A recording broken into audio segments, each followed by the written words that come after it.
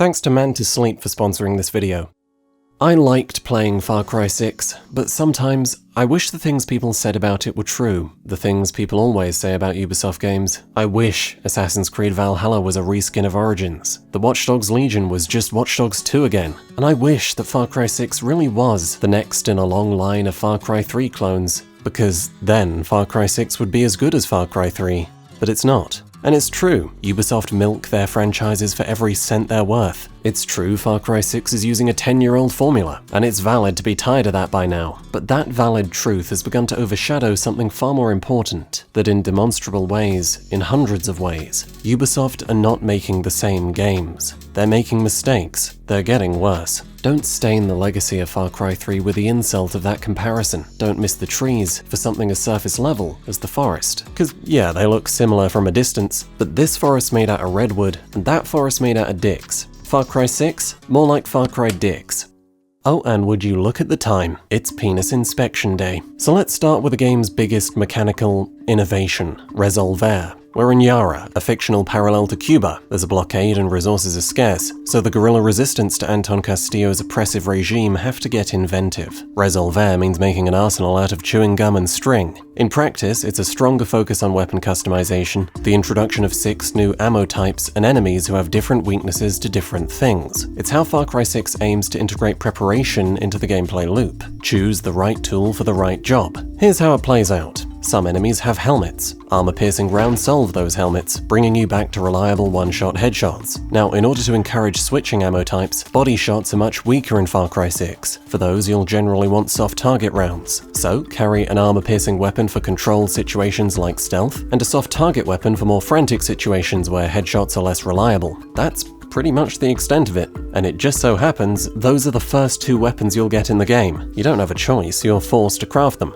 A soft target assault rifle and an armor-piercing MS-16 with a silencer. Congratulations, you've solved Far Cry 6. Well, what the fuck was the point in that? We're 20 minutes in and we've made preparation redundant. In fact, there is less preparation in Far Cry 6 than in any Far Cry before, because the heavy enemy archetype, who previously existed to encourage responses besides shooting or stabbing, can now be approached the same way as anything else, an armor-piercing headshot. This is not the kind of cock-up you expect to see in the AAA scene. Bugs, sure, missing the mark, of course, but this? Undermining their most significant mechanical change 20 minutes in? Fucking it up so badly that it goes backwards instead of forwards? That's something else. Something almost hard to believe. Something else that's hard to believe is that despite the absurdity, self-sabotage isn't really the problem here. The problem is the contribution it makes to the problem with Far Cry 6. It's easy. It's staggeringly easy. Let's not get distracted by the ammo type and forget that it's inside a silenced rifle, the strongest stealth weapon in the Far Cry sandbox, or that the context it's being used in has changed too. Far Cry 6 massively diminished the ability of enemies to see you, and now they are blind. They gain detection slowly, they lose it quickly. Range has plummeted, and though I appreciate that briefly alerting one guard won't immediately alert the others, detection propagation is now at the opposite extreme, and the screams of one guard will only give the others a vague impression. Put that and your gun together, and you get a stealth experience that can be difficult to take seriously. You can reliably wipe out entire squads standing next to each other because it takes so long for them to respond. You can pop in and out of cover like a mole man, each time lining up a new headshot, and watch them frantically try to figure out where it's coming from. You can stroll through certain bases using detection gauges to reveal enemy positions and shoot them in the head before they have a chance to fill. You can miss repeatedly and still have enough time. And as if there was any tension left to lose, the easiest way of finding enemies in Far Cry 6 is to throw one of your fancy new perception grenades into the midst of the arena, which will tag everything that moves in a generous radius. The triviality is absurd. In large part, the same detection mechanics are responsible for a similar trivializing of combat. When enemies arriving from different parts of the arena need to individually detect you, and they take so long to do so, there's a large period of vulnerability you can use to aggress before they can fight back. In arenas with a lot of broken sightlines, this happens much more. But of course, then there's everything else, like the fact that you start with 6 bars of health that can fully regenerate, heals that restore your entire health bar, a full suite of takedowns, 4 weapon slots, massively reduce fall damage, and not that many enemies in any one fight. And just a few minutes after they give you the best weapon in the game, they give you a flamethrower, then a man-eating crocodile companion, then a back-mounted carpet bomber. This is real.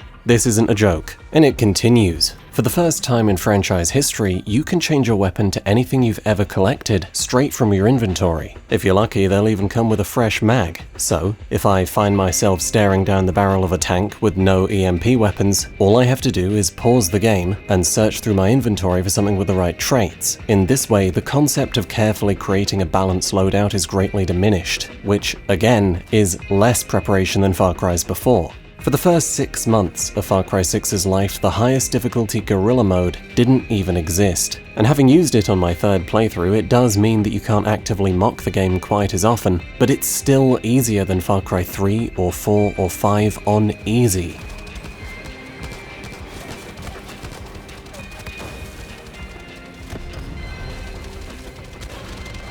And it makes no difference to stealth because it doesn't change detection. As you might imagine, that has a number of profound effects. The first is exactly what you'd expect. It's not very engaging. There's satisfaction in the power fantasy, in shooting the guns, and there's fun to be had finding the best ways to clown on the game, but clowning on the game gets tiring, and encounters soon begin to feel repetitive as the range of things that are likely to happen is almost completely flattened. It's not excruciatingly boring, no, but it is markedly less enjoyable than Far Cry has been for a decade. The second is the way the low difficulty undermines what is new about combat: enemy design. Heavies can now deploy cover, but that doesn't mean much when you can deploy armor-piercing rounds. There's medics, but so what? They're not going to live long enough to heal anyone, nor are their patients going to live long enough to be healed. It's the best evidence of my point that I forgot engineers even existed. The combat experience in this way is flattened even further. The third is what it does to the way the game feels, the role you inhabit, the fantasy you fulfill. Far Cry 6 doesn't make you feel like a predator, powerful but vulnerable. You don't feel a connection to Danny as a human being made of meat and bone, because you take the same approach to combat as a T-800. It becomes a flat and characterless experience. And the fourth is what it does to the narrative. It's difficult to feel like a guerrilla forced to fashion weapons out of Coke cans and anal beads when you're better equipped than Tony Stark. When you can beat the game's tutorial island in a coma, it's hard to believe what the game wants you to believe about Anton's regime. When there's that gaping a disconnect between the narrative and the experience, it's hard to feel immersed, because there's nothing immersive about playing pretend,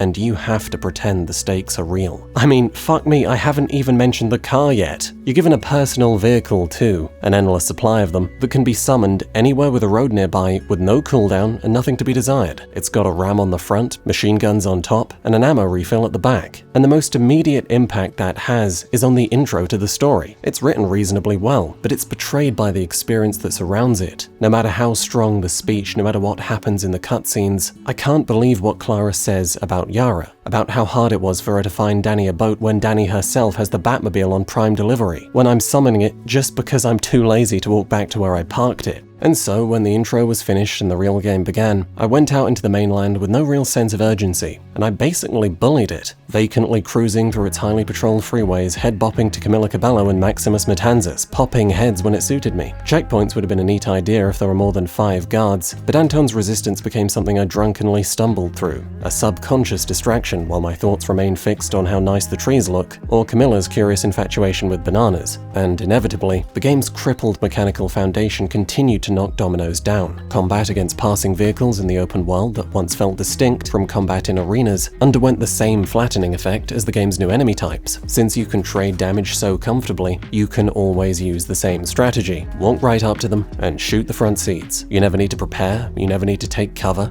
you know, in the ways a guerrilla would. This, combined with a more prescient fact that they aren't hostile by default, means the danger versus speed trade-off to using roads that define movement in Far Cry 3, and to lesser degrees 4 and 5, doesn't exist in Far Cry 6. Yara's relatively flat terrain means there's rarely a good opportunity to switch to the wingsuit. Yara's relatively direct roads means it's rarely quicker to go off-road. And then of course there's your personal vehicle, that you can only summon on roads, which ultimately means there's never been more incentive to use roads almost exclusively. If you understand Far Cry's vehicles, you understand why this is a serious problem. They feel great to drive, but they were developed for the tight jungle paths of Rook Island, so they're incredibly easy to control. You don't need to worry about your speed, you don't need to worry about your turning circle, you never even need to brake. There may as well not be a brake. So when you're mostly driving on smooth, flat roads, the feedback has no chance to impress, and the mechanical experience becomes a total bore. These cars aren't meant for this context, and movement, resultingly, has never been less fun. You guys feeling sleepy too? Maybe it's Far Cry doing it.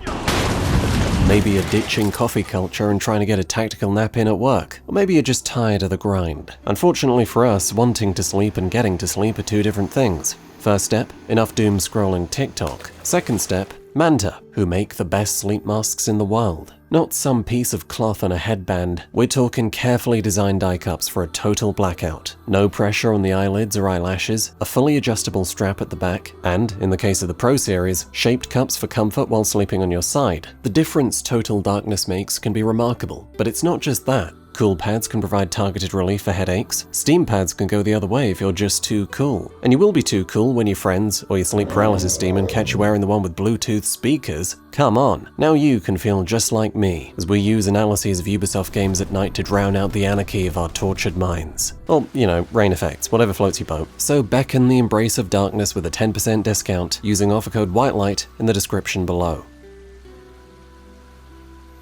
Alright, now wake up. We've got a Ubisoft game to analyze. The next step in Far Cry 6's brilliant design is what exactly it is we're driving all this way to. There's another layer to the flattening of Far Cry, and in this case, it's the gameplay loop. Essentially, most everything there is to do in this game is clearing a medium-sized outpost. Whether it's stuff you find in the open world, side content, or main missions, it's probably a medium-sized outpost. Not some small, some big, some really, really big. There's a range, but it's microscopic, and the average is squarely medium. There's no distinction between levels made for main missions and the actual named outposts. And there is very little but this, with less open-world dynamism than ever before, less time spent fighting animals off-road than ever before, and no towers to climb or some such equivalent. You can boil other Far Cry games down to drive, kill guards in a medium-sized outpost, drive again, but you don't need to boil Far Cry 6 down. It's already this. And it's funny. Ubisoft towers once symbolized the height of repetitive game design, to the point that people still meme on them for repetitive towers despite the fact that it has literally been 8 fucking years since a Ubisoft game last featured towers. But I never had a problem climbing them when I found them in Karat, because I was doing one at a time between different forms of content. In Far Cry 6, I struggled to motivate myself to do anything I didn't need to do. When I saw an outpost, I often drove right by because I knew wherever I was going, it would pretty much be the same thing. In Yara, towers would have been a breath of fresh air. But hang on a minute.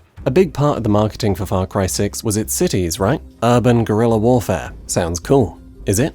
Of course not. There's one city in each region, the regions are huge, the cities are small, so you're not spending a lot of time in them. But regardless, the gameplay is unchanged. They're not heavily guarded whatsoever, there's no slinking through back streets preparing ambushes from third stories, it's a bust. But there's also a capital city, Esperanza, so good news is, it is heavily patrolled. Bad news is, it's kinda just some streets. There's an outpost that uses the verticality of the surrounding structures to its advantage, but beyond this, there's very little interiority, and very little opportunity to use the roofs. The buildings aren't the focus, they're largely used as a means of restriction and nothing more. And otherwise, the city is lifeless, devoid of content, and partially non-existent. You're carefully kept away from most of the central region of the city, and if you try to get clever with a plane or the wingsuit, you'll be shot out of the sky by cannons that also don't exist. Perhaps the idea was to prevent you deflating the story by knocking on Castillo's door 3 hours in, but I'm pretty sure there was a better way of doing it than a kill zone. In fact, Ubisoft is so afraid of the player leaving the approved play space that they even take away your parachute within city limits, which of course is something you'll only discover when you need to use the parachute.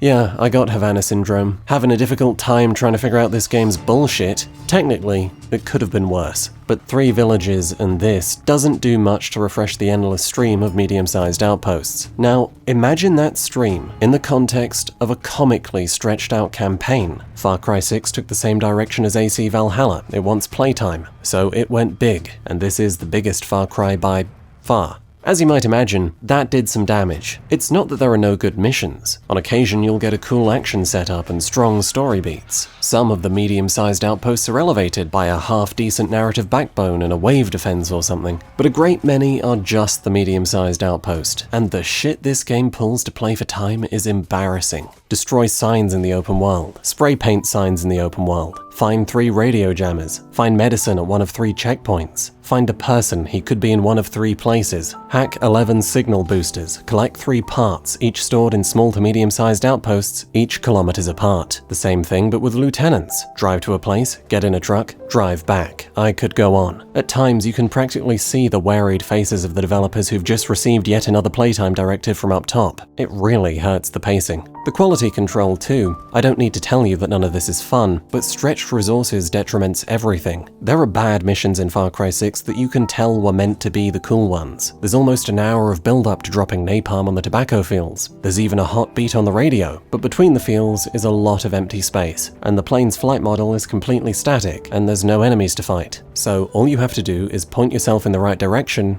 and wait. Riveting. This isn't the kind of thing a game developer misses, it's the kind of thing they don't have time to fix. Ultimately, Far Cry 6's campaign blends seamlessly into the nearly flat content stream that defines the experience of the game, only making itself known when you stumble into a highlight or you're distracted by the absurdity of its padding. Ultimately, Far Cry 6's big problem is that it is frequently boring, but that's far from the strangest problem, or the only one with a serious impact on the gameplay. Far Cry 6 is at war with itself. Its preparation mechanics undermine preparation, its triviality undermines everything from moving to fighting, and this is a trend that continues, that runs so far and so deep that you could be fooled into thinking it was deliberate. I like that horses are in Far Cry 6. They add to the world and they clippity-clop real nice. But you can summon the Pimpmobile basically anywhere half an hour in, so why would you use a horse? Vehicle customization returns, expanded from Far Cry 5, with new turret choices, RAM attachments, cosmetic options, and a selection of rear-facing countermeasures like mines and grenade launchers, none of which you'll need because the game is so easy. But more to the point, you can only customize your personal vehicle. There are only 4 personal vehicles to choose from, but you probably won't find the other 3, so for most players, it's one car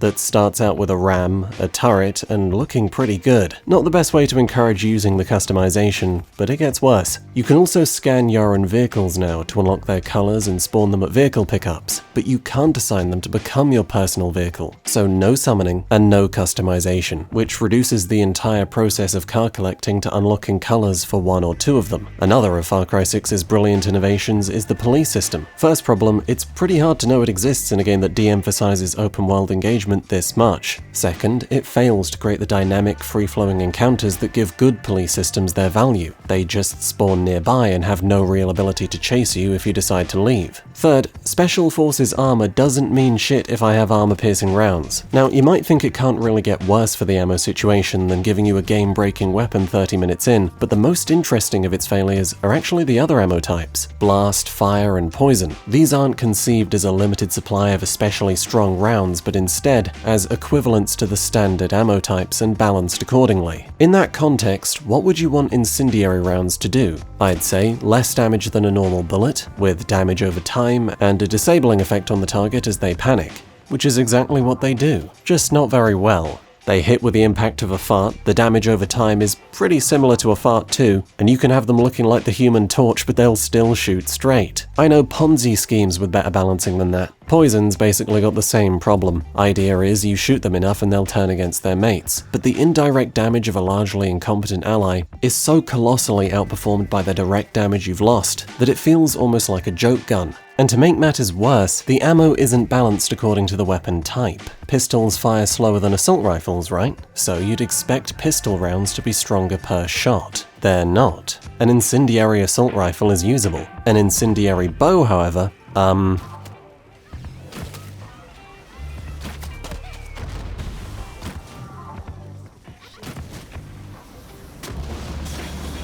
A blast assault rifle is also usable. A blast sniper? You're gonna be there for a while. It's a mess. And here's the kicker. These ammo types are the most expensive ammo types, which massively lessens the motivation to get the best crafting materials and therefore to do the content that awards them. If the abundance of powerful things you're immediately granted is the first demotivating force, and repetition is the second, then this is the third, and it's something Far Cry 6 repeats endlessly. There are resources scattered everywhere in Yara, oil, metal, medicine, that you can spend on upgrades to your camps, which in turn gets you things like the wingsuit, nice to have, but more often things like weapons that you don't need, armor that you don't need, hunting equipment that you definitely don't need, bandits to send on missions for money that you don't need because money spent on weapons that you don't need. For a similar reason, I didn't clear many anti-air cannons, because I didn't want depleted uranium, because resolver weapons, which are a bit like Destiny's exotics, though fun in design, are pretty much always worse than anything you can make yourself. The same thing applies to signature weapons, Destiny's legendaries, because they drop with fixed ammo types, and fixed ammo types translates to laughably useless well over half the time. Poison, fire, snipers that shoot soft target rounds or blast rounds. I enjoyed seeing what I'd get enough to open weapon crates nearby, but it was a lot harder to justify doing treasure hunts for signatures, and that's unfortunate. It's a low bar, but treasure hunts are the best of Far Cry 6's side content. They're creative conceptually, and they're the only way to find gameplay that isn't shoot people in a medium-sized outpost. But beyond the materialistic consideration of treasure that's likely to be junk, the excitement and fantasy of a treasure hunt depends on the promise of treasure. Kinda kills the excitement when you're going after what might as well be a used condom. Far Cry 6 doesn't have a skill tree. You start with most classic Far Cry skills and the rest are distributed as gear perks. This, combined with a relentless arse-sucking of the loot on offer, combined with how much you get at the start, leads to what is by far the weakest sense of progression in a Far Cry game since Far Cry 2. In yet another example of doing the opposite of what was intended, Far Cry 6 is colossally less effective at meeting its own ends than what colossally simpler entries in this franchise were doing over 10 years ago. Far Cry 6 is at war with itself. One of the things Far Cry 6 is at war with is being a Far Cry game. Perhaps now that name is just code for generic open-world shooter and nothing seems amiss. But even one entry prior, with Far Cry 5, a coherent and strong identity had been maintained. Far Cry, it's about the thrill and the horror of being thrust into the unknown. It's about a violent confrontation with a world where the rules are different. The rules of normality, morality, and reality. It's about survival of the soul as much as the body. That's why these games have always prioritized immersion, both through belief in the situation itself and through a connection with the protagonist as a physical, vulnerable being. That's why we had the supernatural and the psychedelic, introspection on violence and human nature. And that wasn't just Far Cry's identity, that was its strength. Far Cry has always been a good shooter, but if anything made it great, it was Karat, its divinity, its mystery, the unforgettable sweat of blood and sanity on Rook Island, the paranoia and unreality that seeped through the blissful Hope County. The extremes of Far Cry 2 are a testament to that truth. The game is deliberately unfun, but in the name of an experience, and so it's a cult classic. Far Cry 6 does not have the strengths of a Far Cry game. In the case it undermines them, it's just a bit tragic, considering the game's dire state. In the case Far Cry 6 doesn't even bother, I feel something more akin to betrayal, because when I buy a game called Far Cry, I hope for a Far Cry game in return for my money. And Yara is a massive disappointment. It's worth immediately saying that it's a disappointment in relative terms. This is still a game well developed by Ubisoft, and despite the company's downward trend, they haven't lost their touch yet. It looks good. The characters sure as shit don't, but look at those trees. Look at the water. Look at the crabs. The detail in villages, farms, and outposts is exquisite. The burning red sunset kaleidoscope is a sight to behold. The lightning storms are too on the strangely rare occasions the game decides to show them off. The classic cars are wonderfully modeled, inside and out, and the radio furthers your connection to the culture of the setting. But it is pretty boring. I mean, it's largely experienced by mindlessly drifting along endless stretches of concrete highway, an experience I'd hardly characterize as unfamiliar. But even if it wasn't, there's nothing interesting, much less alien about Yara. There's no pervading sense of mystery or divinity or insanity. The rules aren't different here, nothing is unpredictable, and its supposed characteristics like the scarcity of resources, or being oppressed, or its Cuban culture are far too surface level, far too disconnected from the Yara we experience to have a meaningful influence on the way it feels. Yara feels, well, it doesn't feel like much of anything really. It feels like a commute through a slightly exaggerated Latin American country. And it's not just Yara. This type of problem is the biggest problem with the best thing about Far Cry 6. The story. Yeah, that's not something anyone expected to hear, but Ubisoft poured a lot of money into making the story thicker. It's thin in the sense that there isn't much deep character work, there aren't any themes, but it's thicker than an Ice Spice Gyat. compared to what thin meant for every other Far Cry. We got the voice protagonist back, but back implies Danny's like RJ and Jason. She's not so shy. Danny talks just as much as you'd expect a human being in her situation to talk, and she's acted remarkably well. And she's likable. She's got a street-smart vibe about her, a well-defined personality. I really liked playing as Danny. And Danny's success is repeated. That's the best thing about this game's story. Compelling interactions between fun personalities, enjoyable dialogue, good banter,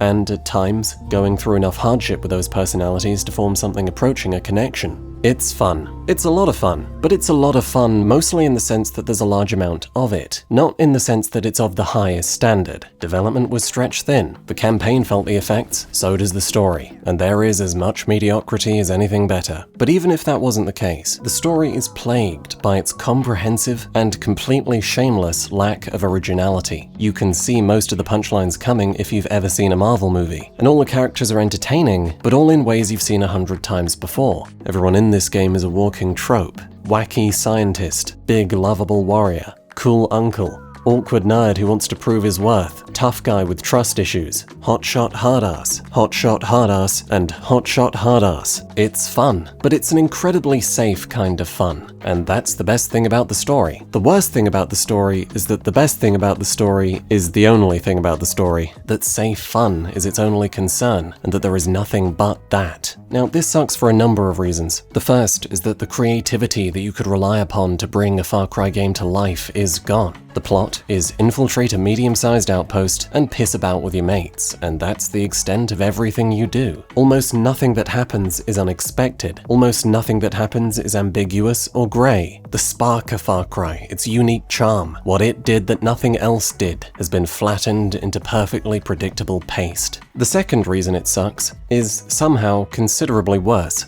It's the fun part of safe fun, because beneath it all, Far Cry 6's narrative premises are still those of a Far Cry game. Its concern is revolution, fascism, and cycles of violence. And it does struggle to make that work with characters designed only to entertain, because you just can't take its seriousness seriously. Allies are simultaneously ruthless guerrillas who'll slaughter 100 men in a heartbeat, and light-hearted clowns, willing to quip their way through the carnage and party moments later. No one doesn't like fighting war. It's not a necessary cruelty to them, it's sport. It's fun. It's honestly fucking disturbing. Seriously, walking past the molten corpses of so-called fake Yarans to host a SoundCloud rapper's reunion, the relentless trade of quips and killing, Danny sawing people's heads off then humming along to Camila Cabello, or being paired up with comedy pets like Guapo, the funny killer dog, or the funny killer chicken. What the fuck, man? It's mental. But not in the way Far Cry once acknowledged. Cause yeah, Far Cry 3 and 4 had its goofy guys, but Willis and Longinus had gone mad in a grounded reality. They were funny because of the situation, not in spite of it. That's not what's happening in 6. It's mental that 6 thinks they're sane. And besides the nuclear case of tonal whiplash, the problem with that is that if the characters think it's a game, if they're not taking it seriously, then I can't. That's not cynicism or exacting standards. It's impossible for the drama to come through under those conditions. Far Cry 6's commitment to not committing to what Far Cry is or needs to be is another front line of its war with itself, and it's compounded on. There are simpler problems with Far Cry 6 that amount to the exact same effect, to disarming your belief in the setting, the stakes, or the general reality of your experience. One of them is outrageously stupid shit, and I just don't know where to start.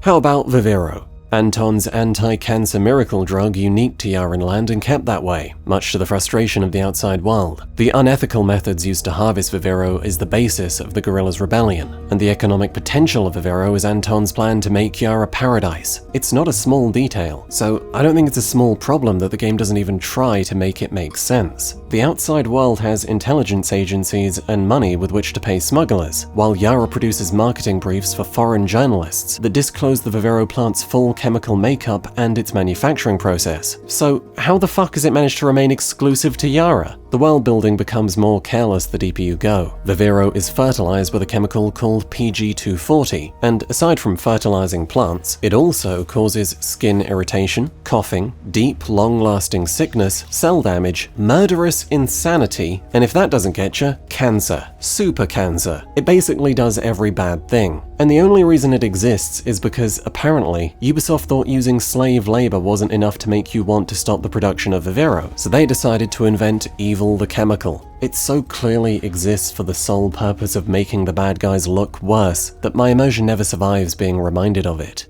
Even gender is something Far Cry 6 doesn't really have a handle on. The Yara we exist in is one where women occupy positions of leadership in traditionally masculine environments, no less, significantly more often than men do, where there are as many women in combat as men, and female Dani is treated identically to male Dani. In a country this progressive, it does seem strange that Admiral Benitez was promoted to encourage women to join the military, or that Anton's mother couldn't run for president, or that Carlos Montero wouldn't have left his land to his daughter, when that same daughter leads his militia. What traditional patriarch accepts a woman fighting his battles but couldn't stomach inheritance? In any given instance, Yara's social politics are decided by a dice. It's always stupid, and it does serious harm when it becomes central to the plot. The least important example of stupid shit is also the funniest. The guerrillas are trying to stay hidden, right? That's kind of the whole idea. But Ubisoft want you to see them easily, and they don't think very highly of their player base, which is why everything associated with the guerrillas advertises its presence so loudly. It's like they're trying to branch into tourism. Forget the giant camps, flags, and signs. I want to talk about the color.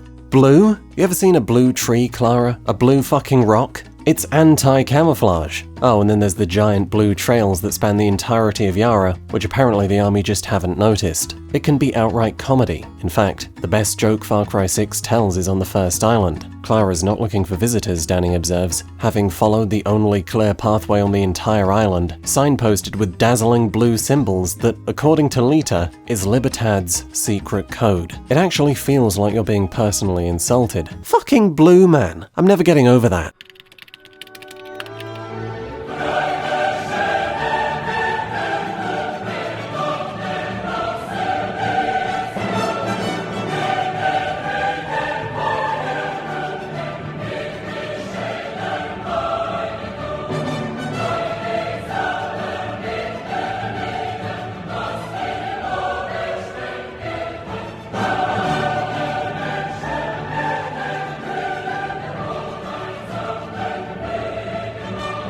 And it just goes on, man. Why is Libertad propaganda spray-painted across half the country, when according to every rebel group we meet in the story, their name don't mean shit? Why does no one in the brutal fascist army care? And where's the army getting their numbers from? Mars? Why does no one in Yara support Castillo? Despite his extensive propaganda network, the fact that 90% of the country should have family in the military, and the reality of ideologically driven authoritarian regimes. Where's that navy we're supposedly fighting for the first half of El Este? There are 4 ships in the entire game. Why do the leaders of an explicitly communist revolution never mention that they're communists, even when they're given another chance to govern Yara? The most important example of stupid shit is something we've already mentioned. I can't believe in scarcity when I'm drowning in abundance, or danger when I've got bulletproof skin, and the army never make a meaningful attempt to strike back at Libertad in the narrative. Pagan Min was a more active villain, and he wasn't even trying to stop you. But the second most important example of stupid shit is Anton Castillo himself. Yes, it's sus from Bonking Bad. It's big villain actor Giancarlo Esposito, who provided half the marketing for this game simply by existing. And you know what? People were right to be hyped, because he is excellent in Far Cry 6. But here's the fring. As Christoph Waltz proved in Spectre, the greatest actor on the planet can't fix a shit script, and Anton Castillo is no Vars or Pagan. He's not even John fucking Seed. He's a dictator. Fascinating.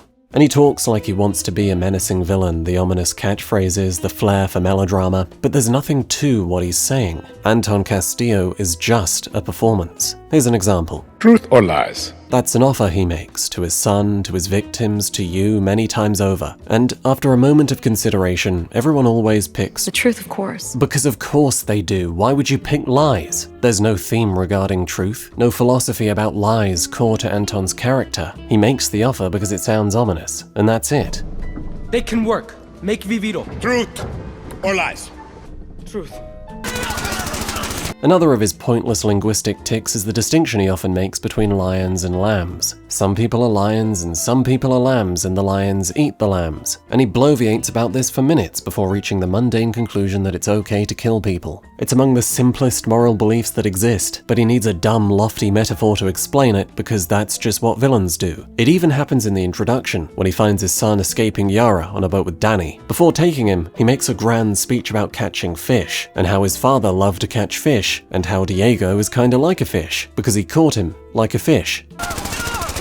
Okay, Anton, let's get you back to the care home, huh? And he's saying all this to a room full of people he fully intends to kill. His relationship to Diego goes nowhere, and his relationship to you is almost non-existent, breaking that effective series trend. He doesn't develop, he's hardly explored. His problems go far beyond stupid shit, but he is the height of stupid shit, a monument to the game's carelessness, and we're not done yet. Stupidity in the story isn't the only thing that can break your connection to the situation. The damage of Far Cry 6's tangled mess of half-finished systems goes far beyond their mechanical impact and comes to remove your ability to take even the moment-to-moment of this game seriously. Yes, the ammo system returns to fuck the game again like a rampant case of herpes. This time it's the ridiculousness of their rigidity. You can shoot an unarmored enemy with an RPG, and it won't kill them because blast ammo is only meant to be used on vehicles. You can shoot a vehicle with armor-piercing rounds and it won't leave a scratch, because armor-piercing rounds are only meant to be used on human targets. A firecracker stuffed into a pistol will do more damage to a helicopter window than a 50 cal. Oh, and you can silence blast ammo too. Of course you can. Then there's the act of killing. Enemies have health bars now, and there's a death flare on the crosshair. Health bars, can't explain it. The crosshair has an upside. It's satisfying. But as anyone who quickly moved from Far Cry 5 to 6 or Metro Last Light to Exodus might have noticed, to stop shooting when the crosshair says so, instead of reading it from what the enemy is actually doing, is so much less involving and so much more mechanical. Same thing applies to calculating death from the length of a health bar. It might make sense in COD or Valorant, but in Far Cry, firing too many shots because you don't know, because you want to make sure, is immersive. It's a good thing, and it seems like a small thing, but a small thing constantly present is not really small. Then there's the matter of gear. If it wasn't for how aggressively dumb it usually makes you look, I'd say it wasn't a necessarily harmful idea, but your suspicions are probably correct. Yes, this is a symptom of a larger effort to emulate industry trends. In other words, to become more like Destiny. It's no coincidence that weapons are now categorized as the equivalent of commons, legendaries, and exotics, or that your backpack supremo abilities just happen to be the same thing as supers. Strange, you might think, for a Far Cry game, but the strangest part is that this emulation stops at the surface level. When you enter an allied base, the camera zooms out to a third-person view like social spaces in Destiny, but there's no seamless multiplayer, and co-op is no more important to Far Cry 6 than it was to Far Cry 5, so what was the point?